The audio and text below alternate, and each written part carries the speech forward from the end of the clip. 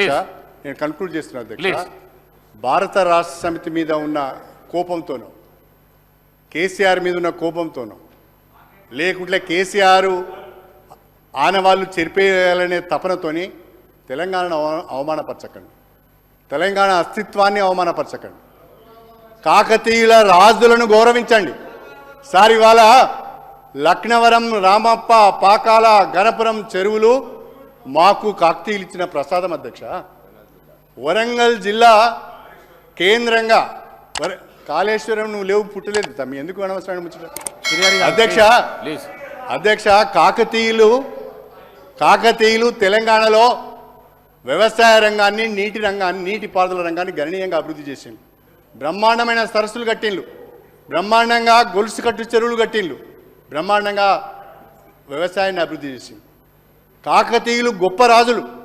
ఆ కాకతీయుల రాజుల వల్లనే ఇప్పటికి మన చెరువులు ఉన్నాయి, ఇప్పటికీ మన నీటిపారుదల వ్యవస్థ ఉన్నది. ఆ మహానుభావులు కట్టిన ఆ కాకతీయ కళాతోరణాన్ని మీరు తీసేస్తామంటే ఇది సబబా అని నేను అడుగుతున్నా. ఇది ప్రజలను అవమానించినట్టుగా కాదా అని నేను అడుగుతున్నా. చార్మినార్ ఎందుకు కట్టిన అధ్యక్ష? బహుశా చాలామందికి తెలియదు. చార్మినార్ ఎందుకు కట్టినంటే అధ్యక్ష, ఈ హైదరాబాద్ మహానగరంలో, అరే వినండి అయ్యా బాబు, తెలుసుకోకపోతే తెలుసుకోండి. హైదరాబాద్ మహానగరంలో కలరా వచ్చింది అధ్యక్ష. హైదరాబాద్ మహానగరంలో కలరా వచ్చింది. ఆ కలరా వచ్చిన సందర్భంగా ఉపాధి లేకుండా పోయింది.